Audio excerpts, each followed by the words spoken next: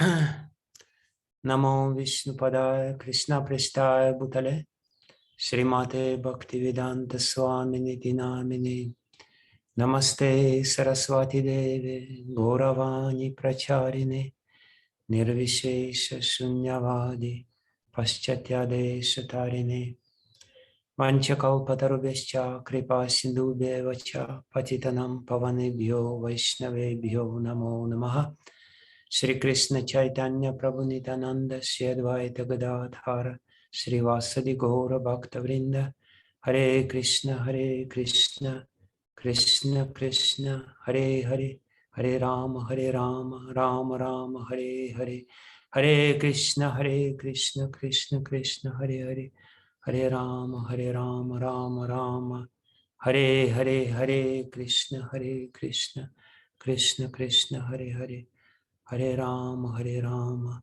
Rama Rama Hare Hare.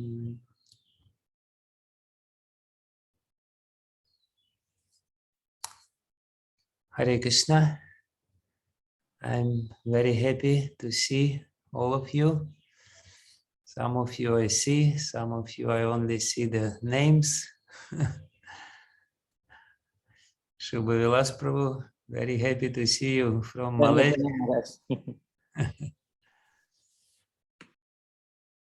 So I was asked to speak a few words about chanting of the holy name.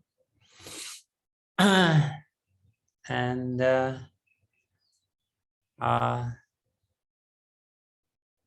it's the most important process which we are supposed to be doing, the most important sadhana, the most transformative sadhana. Out of all the different processes of devotional service, pure devotional service, Shravanam, Kirtanam, Vishnu Smaranam, Padasevanam, Archanam, Vandanam, Dasyam, Sakyam, Atmani Vedanam, listed by Prahlad Maharaj, chanting of the holy name is the most powerful. Because when we chant, it engages our tongue, it engages our hearing capacity, it engages, hopefully, our smaranam or thinking process. So when we chant aloud, it actually not one process, it's three processes combined. It's Shravanam, because hopefully we hear what we chant. It's Kirtanam, because we are glorifying the holy name. And we are investing our heart into the holy name while chanting it. And it's Smaranam, because we also remember the holy name. Sometimes we may remember some pastimes of Krishna or some philosophical point. So it is by far the most powerful process, but at the same time, it is by far the most sensitive process. Because the holy name is not different from Lord Krishna himself. Holy name is not just a sound, it's a person. And we all know that to deal with a person, you require a great deal of sensitivity. To deal with some inanimate object, you don't need so much sensitivity because they are senseless. But the more developed the consciousness of a person we deal with, the more sensitive we have to become. Because, if we deal with an ant, we have to be careful, but not necessarily so much sensitive, because again, the sense, the development of the consciousness of the ant is not so high. but when it comes to human beings, we have to be more sensitive, and depending on the level of the consciousness, of the development of the consciousness of a human being, the requirement or the responsibility which is upon our shoulders becomes greater and greater and greater. Because the more sensitive, the more developed the human being we're dealing with, it's easy to do something wrong, which will hurt this person. Because basically development of the consciousness means development of sensitivity. Those people who are dull, who are not very, who don't have the power of discrimination, you know, they're not very sensitive. So dealings with them is simple in one sense. You don't have to do something gross, but otherwise they are okay, and you will get away. But when we deal with somebody who is very developed, we have to be very careful and very sensitive. What to speak about dealing with God? He is the most sensitive person. He is the person, his level of development of consciousness is superb, supreme, and therefore the responsibility which lays upon our shoulders when we deal with him also is very high. And basically this consideration, this vichar, this sort of thinking is a very essential part of Vaishnava Sampradaya, of our Gaudiya Vaishnava Sampradaya. It's not so much a part of other Sampradayas because they're reciprocating with a different side of the Supreme Lord. They're mostly emphasizing the grandeur, the opulence of the Supreme Lord, Aishwarya Shakti, and they're reciprocating with this side of the Supreme Lord, and it's, I mean, it's very glorious that they're doing it, but you know, the rules which they have is very strict rules, but not so much on a level of heart-to-heart dealings. But we are trying to enter into heart-to-heart relationship with the Supreme Lord, and that's very difficult. You know, if I'm dealing officially with somebody, and when we're reciprocating with this grandeur part of the Supreme Lord, you know, it's what is most important when we're dealing officially with somebody. Most important is to follow certain rules of etiquette, strict rules of etiquette. You know, you have to do this. Don't step little here, little there. You know, just do everything properly. But when we're trying to enter into heart-to-heart relationship, our heart has to be in a proper place. And that's more difficult because for that, there is no mechanical rules which you have to follow. For that, you really have to keep your heart in a proper position. And therefore, this vichar, aparada vichar, the consideration of aparada, is so important for Gaudiya Sampradaya. Nowhere else, in no other Sampradaya, you will find so much emphasis on this point.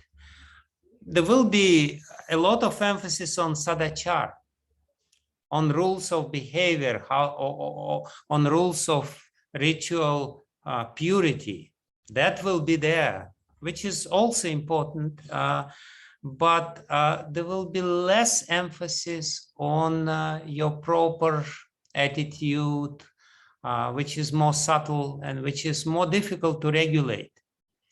You know, the rules of external behavior, it's difficult to follow them, no doubt about it, if we want to follow all the proper rules of purity. You know, whoever is from the traditional Indian background knows how difficult it is and how cumbersome it is and how complicated it is, you know, to follow meticulously all the minute rules of purity. And it's important in bhakti as well.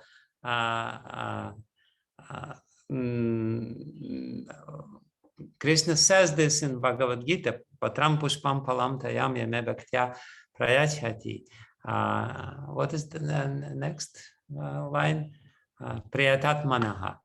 Prayatatmanaha. This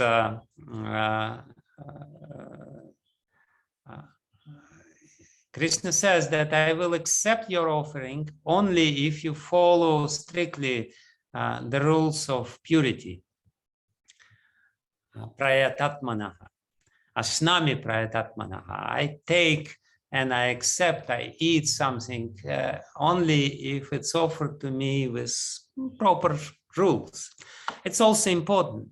But we're talking about additional consideration, which is very important when we deal with person, especially with the sensitive part of the personality. You know, we as a person have different aspects, different you know, aspects of our personality. But when it comes to loving relationship, this is the very sensitive and part of our personality. And for that, the consideration of aparadha, of offenses, is very, very important. So therefore, we have these 10 offenses. And of course, sometimes in our tradition, in our ISKCON tradition, let's put it like this, you know, I remember usually devotees in the temple who live in the temple, they, before chanting the holy name, they used to list all the 10 offenses. But in itself, it became a very mechanical and totally senseless ritual, you know, because you don't invest any, you know, heart into just mechanically listing these offenses. But basically, the understanding of these offenses is important because it tunes up our heart. It is supposed to place our heart in a proper position, in a proper condition. Then, if we chant with this consciousness after being tuned up, and then the chanting becomes very, very powerful. Otherwise, as explained in our tradition by Vishwanath Chakravarti Thakur, probably was more elaborately dealt with this science of chanting. Probably the most elaborate, of course, Sanatana Goswami also in Hari Bhakti Vilas, he elaborately described 10 offenses. But Vishwanath Chakravarti Thakur gets into a lot of details how to do this. But if we don't do it properly, if we don't chant it properly, then the holy name withdraws its power. Like the tortoise withdraws its limbs when it's under some threat, on danger. And we actually know how it happens when we deal with somebody who is little insensitive. Immediately, what happens with our heart shrank. our heart, we become withdrawn.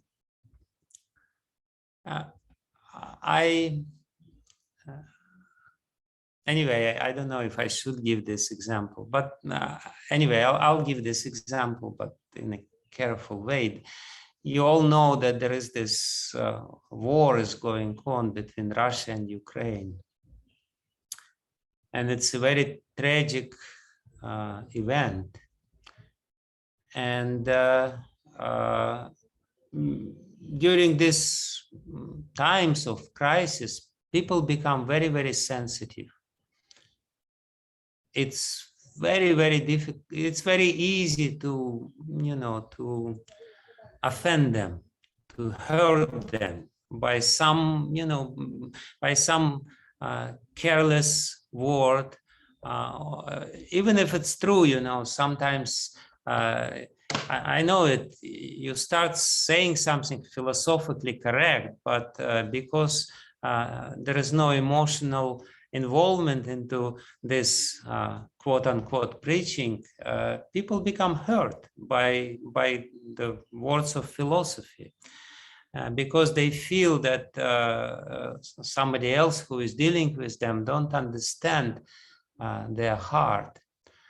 So, I was witnessing what happened. One devotee from Ukraine, he respected very much somebody, and this somebody didn't manifest proper sensitivity.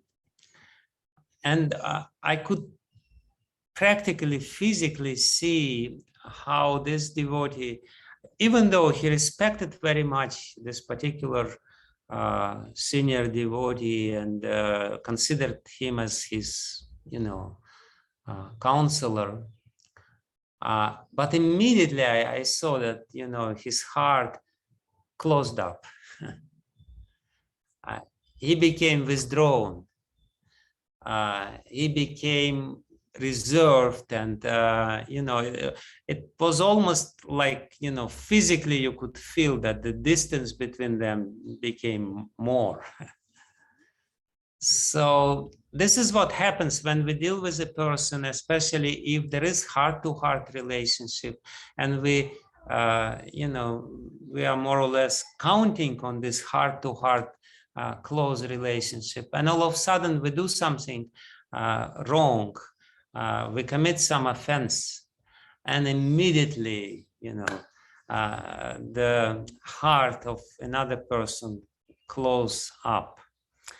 So that's exactly what Vishwanath Chakravarti Thakur says, that the holy name, even though the holy name is extremely powerful, the holy name can give us everything, as soon as we commit some offense, as soon as our heart is not properly tuned, the holy name becomes withdrawn. The powers of the holy name gets inside, and we're deprived of the mercy of the holy name. So that's basically a little introduction to what I wanted to talk. How important it is for us to have this vichar, to understand what it means in minute detail, what it means not to commit the 10 offenses to the holy name. What does it mean not to offend the great devotees who dedicated their lives to the spreading of the holy name? How careful we have to be, how respectful we have to be. We may see some defects in their personality. Who doesn't have defects? Everyone has defects. But nevertheless, we have to be utmostly careful, because the holy name, considers this person his own. He is very closely connected with the holy name, because his whole life is dedicated to this mission. How careful we have to be, how careful we have to be in our understanding of the reality, because the second offense is actually proper understanding of Sambandha Gyan, how everything is connected with the Supreme Lord, and nobody is independent on the Supreme Lord. And there is no other power which is independent on the Supreme Lord. And, you know, the offense against the spiritual master, it's also Guru Ravagya. What does it exactly mean? How we should not look at the spiritual master as an ordinary being, even though, you know, from one point of view, he's an ordinary being. He has his mind and body and everything. So this all very important things. And if we, you know, carefully study this again and again and again, then gradually our heart becomes very sensitive, and not only in dealings with the holy name, but also in dealings with other people, with other devotees. Because ultimately, these are the rules. I mean, maybe not exactly, but to a certain extent, we can reformulate the same list of offenses when it comes to dealings with other people and with other devotees. Like, for example, if we reformulate the first offense, it basically means that when we're dealing with somebody, we also have to be very, very sensitive and careful when we're speaking with somebody who is related to this person. If somebody is dear to this particular person whom we want to enter into relationship with, then we have to be really respectful and loving in dealing with those people who are connected with him. Not only dealing with him, but be very loving with others. But I basically wanted to speak a little bit about the 10th offense, because the 10th offense of the holy name is the root cause of all other offenses. And it's the most subtle offense, but all other gross offenses are growing out from this subtle thing. Like in reality, and this is the principle of Vedic understanding of reality, the gross is coming from the subtle, not vice versa. You know, materialistic understanding, Gnostic, atheistic understanding is that subtle comes from the gross, but that's ridiculous. Subtle is more fundamental. It has the potential to give rise to the gross, whereas gross doesn't have potential to become more subtle. But that's a different topic. So this 10th offense, Shruteti nama mahatmyeyah pritya hito naraha hammamadi paramo namni sopya parada krit, is very important for us to first analyze and at least very nicely understand this one. Then it will check the growth of all other offenses, because they're all coming from this seed. So there are few important considerations here. Shrutepi nama mahatmya. You know, it's basically the first consideration is that we all heard about the glory of the holy name. It basically means that we all have faith in the holy name. Otherwise, why would we spend time chanting the holy name?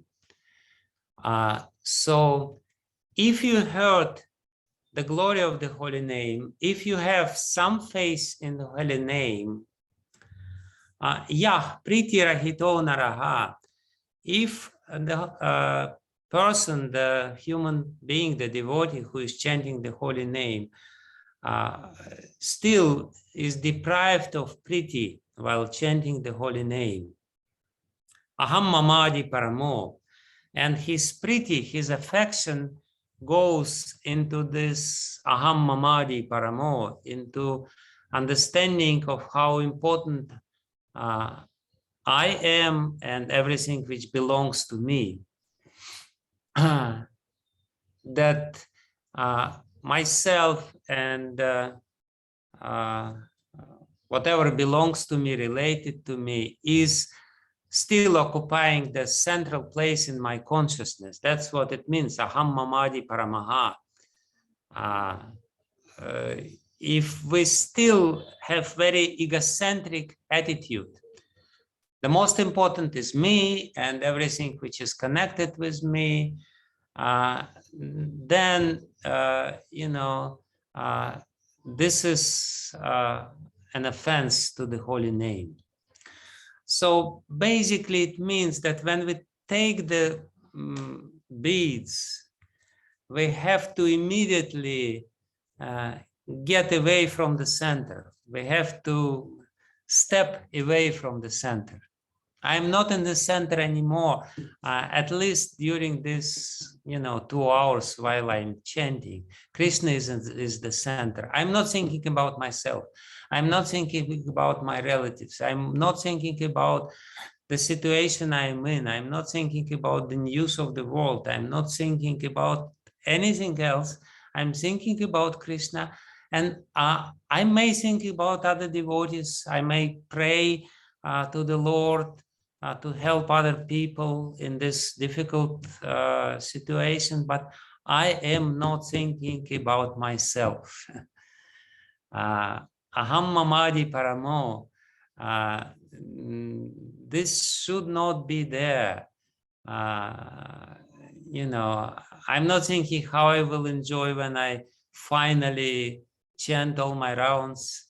I'm not thinking what will be today for the breakfast or to the lunch, or whom I will meet today and how I will enjoy next week and next month.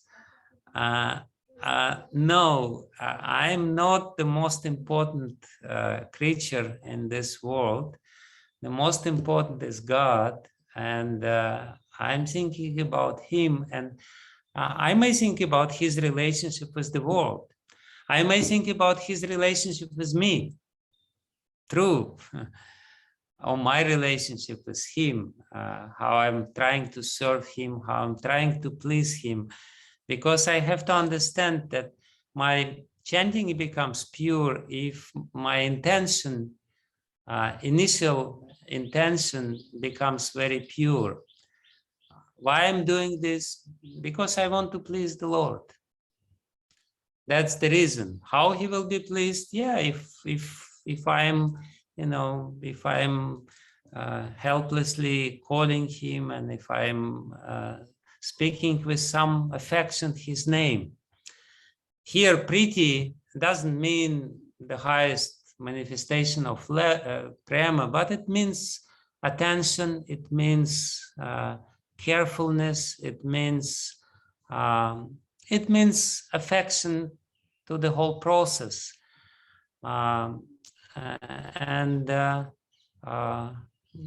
We should chant carefully.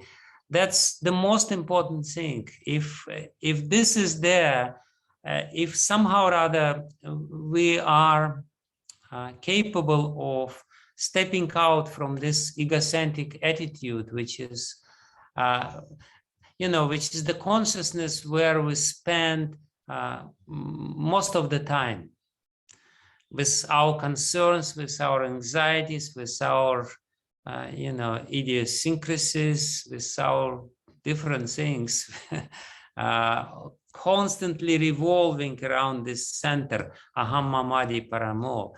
If we step out of this consciousness, and then our dealings with other people will become very nice. We become very careful, very attentive to the needs of other people. We become very sensitive. We will not offend anyone. And we will become very happy. because the root cause of our unhappiness is this egocentric attitude. What will happen with me? How I will become happy? By which means I may become happy. And that starts from these 2 hours of chanting, when we chant carefully in connection with the Supreme Lord. So that's a few words of experience. This is what, I've already spent my time allocated to this session. I hope that these few considerations which I shared with you will help you or will become useful in your life.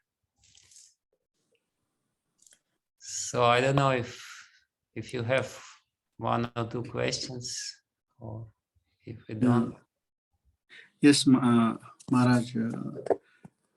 So first of all, thank you so much for your time. I mean, we all who studied in Moscow, we are so much thankful to you from our very initial days till today. Your classes, your time, your loving hugs, everything has been so inspirational for us. So thank you so much, Maharaj, for that. And more thanks for spending so much time today with all of us. Maharaj, I just have one question. In the very initial lines of the class, you mentioned that we need to increase our capacity to hear holy name when we chant. So Maharaj, how to do that? How we can increase our capacity to hear more when we chant? See, we don't hear because we are engrossed in our own thoughts. That's why we don't hear. Even, we may sit in a class and somebody is talking something, but we become immersed in our own, thinking process, and then we don't hear because we are too much preoccupied with thinking about ourselves. So when we think less about ourselves, then immediately our capacity to hear will grow. So that's, again, the same sort of stuff. We don't hear only because our mind is somewhere else, not in this process, not in our relationship with the Lord. And for that, it's a very automatic process. If we step out and if we place Krishna there, he is the Param, he is the Supreme, then we will think about him, and then it means that we will hear his holy name as well. Thank you so much, Maharaj. Thanks a lot. Thank you, Maharaj. We have Sulakshana Madhvi Mataji, I think, so she has a question. So you can unmute yourself, Mataji. Hare Krishna, Maharaj. Please accept my humble obeisances at your lotus feet. Thank you very much for the wonderful insights. Maharaj, you spoke about the importance of investing our heart in relationships. So much of my emotions come from my conditioning. So how do I, to what extent should I accept it and reject it? So how should I learn to what I should accept and what I should be rejecting? Can you please help me understand?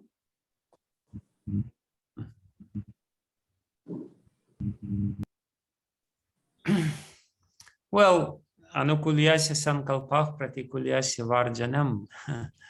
These 2 first principles of Sharanagati tell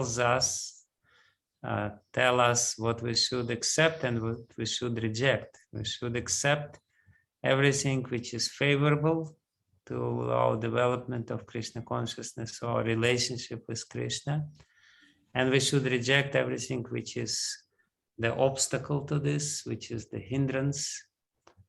Pratikulyasya varjanam. So basically, if we are to think about it, Anukul means something which is favorable, which is pleasing. So we have to accept something which is pleasing to the Lord, and we should reject something which is displeasing to the Lord. And because we don't know, or we may not be 100% sure what is pleasing, what is displeasing to the Lord, then the scriptures are there which describe this should not be done, this should be done in a very clear terms. And the spiritual master is also there while seeing him, observing him, or hearing to him. We can also understand what is pleasing, what is displeasing. That's why we need spiritual master, we need sadhu who will also deal with us and explain what is pleasing, what is displeasing to the Lord. And we need scriptures, we need Shastra, which also explains what is pleasing, what is displeasing, what we should reject, what we should accept. And yes, there are some emotions which are pleasing to the Lord, and there are some emotions which are displeasing to the Lord, like hatred or envy is very, very displeasing to the Lord, because it's the emotion which is harmful to other living entities who are parts and parcels of the Lord. Like, you know, the contemporary example, the war is going on, and most of my preaching, I'm practically on the daily basis dealing with Ukrainian devotees. I have many disciples there. And my main preaching is that, you know, you fight, you do your duty, you resist to this unfair situation which is going on, but don't harbor hatred in your heart. Don't degrade yourself or to the level of envy or hatred within. So this sort of things or this sort of emotions, we should not allow this to creep within our heart. And when it comes, we have to really somehow or other, by the process of intellectual digestion, digest this emotion. Emotions can be digested. Anger can be digested. Envy can be digested. But for that, we need to have good fire of buddhi, of intelligence, to digest these emotions. Maharaj, so to digest, does it mean to tolerate them, or just? No, it does not mean to tolerate. It means that we have to, tolerate usually means that we kind of pretend that they're not there, and we are, it's in ordinary dealings, it just means that we pretend that there is no bad emotions. Digest means that we have to try to understand philosophically why this is happening to me, why this person is dealing with me in this way.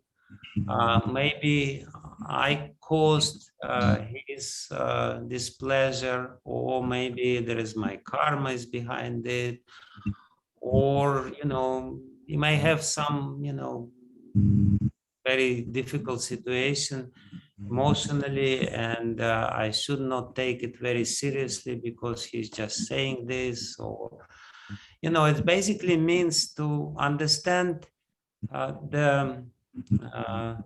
what is happening with us on a deeper level.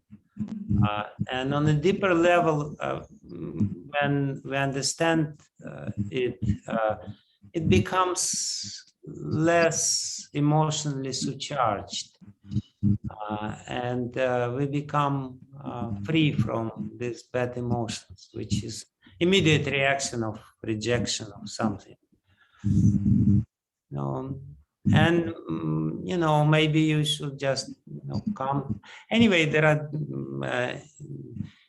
numerous different ways how to deal with it, but basically it means to understand it deeply. It's like this, if you go to a psychologist, and psychologist and you will try to explain to him what are the problems. The psychologist, if he is a good or she is a good psychologist, they will try to go to the root of these problems. These problems which are there, they manifest externally, but the root may be very deep somewhere in your childhood, you were hurt or something like this. And that's why your external behavior may not be adequate. But the miracle, the beauty of this process is that when you understood the initial cause of this improper behavior, external, then it loses its power to influence you. So in the same way, when you try to understand more rationally the cause of what is happening or the cause of your reaction, which may not be very adequate, then you become free from this influence. That's what it means to digest. Thank you very much. Thank you, Maharaj. Maharaj, we have 3 more questions. I see 3 more raised hands. Do you have time to take these questions, Maharaj? Okay, let's do it quickly, but very quickly. We will go to Balmukund Prabhu to please ask the next question.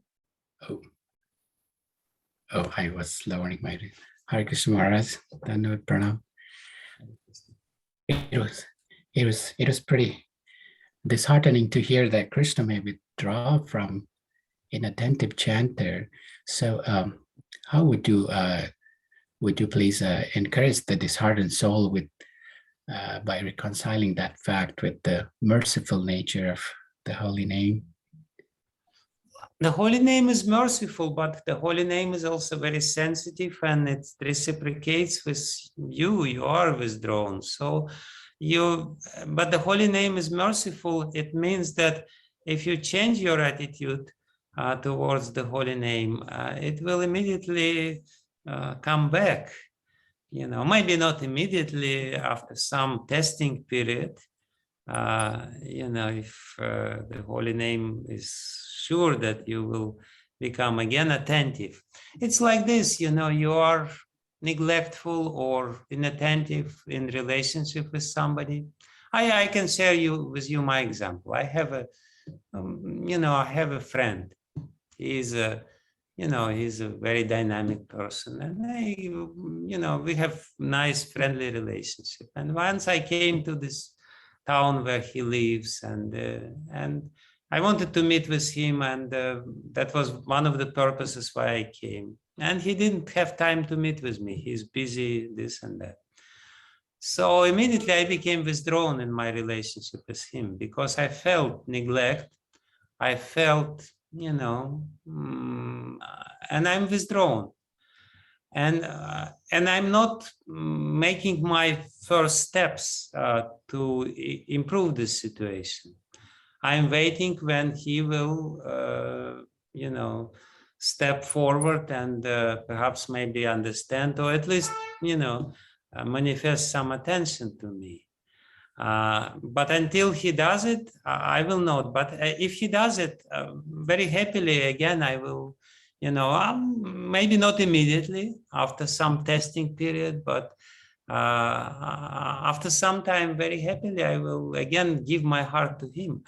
But only if I'm sure that he will not again trample over the heart which I give to him.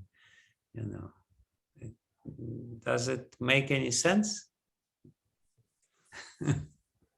Thank you, Maharaj. The holy name is ready to give him to you, but he also wants the proper attitude from you. Thank you, Maharaj. So next we'll go to Rajeshwari Mataji. Hare Krishna Maharaj, thank you so much for the wonderful class. I just want to express that so many years it took me to understand the word sensitive, how to deal with the word sensitive. It is with the holy name or with the relationships.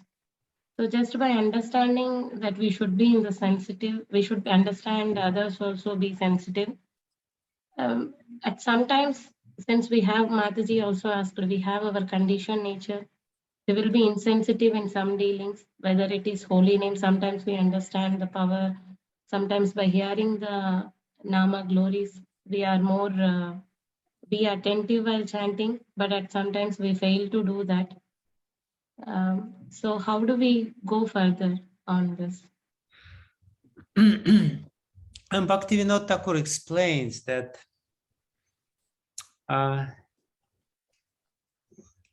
when we endeavor to chant properly, then the chances that we chant the holy name with the proper consciousness also increases, and it accumulates the Sukriti, Bhakti Unmukhi Sukriti. It basically nourishes our bhakti. Every time when we do this, the only thing which we shouldn't do this is just to give up. But if we endeavor, even if we sometimes, will definitely slip, but gradually, this accumulation will take place when our proper chanting will give us more and more, proper attitude. It is said that every act of pure devotion means Svarupsiddha Bhakti, like chanting. Chanting is a pure devotion technically because it's by its very nature the manifestation of devotion. So every act of pure devotion has certain Shakti. This Shakti is called Bhakti Poshaka Shakti. It nourishes our Bhakti. So every time you do it, there's some nourishment that takes place, and ultimately, if your undernourished Bhakti becomes, plump and healthy, then it will be easy for you to be in this consciousness all the time. So, nobody expects from you that you will become perfect all of a sudden just by listening something. But what is expected from us is that we continue to endeavor, not to give up. We should just endeavor again and again and again. Be reminded and try it again,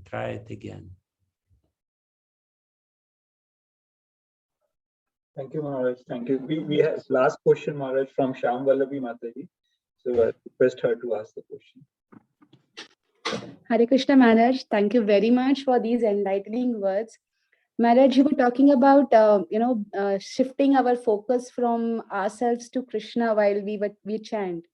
So generally, when we chant, we also think about, we also pray to holy name that please purify me, please protect me, please keep me under your shelter. That's so fine. Again, that again brings about self-focus. No. That's fine. That's fine. I said that we can be concentrated on our relationship with the holy name. And even though it may not be the purest form of chanting, that's definitely fine. If we chant for the sake of purification, that's good. That's not a problem. Don't be too much in anxiety about it. Thank you very much, Maharaj. Thank you very much. Thank you very much. Maharaj, on behalf of everyone gathered here, we want to heartfully thank you for your time. We understand how busy you are. And we want to also thank Madhumati Pushkarni Mataji for having Maharaj spend some time with us. Without her support, we would not have had you. Thank you very much, Maharaj. We are grateful to you. Thank you. Thank you. I His wish- Holiness Bhakti Vijnana Goswami Maharaj ki jai. Jai. Jai. Thank you very much. Thank you. Hare Krishna. Hare Krishna Maharaj.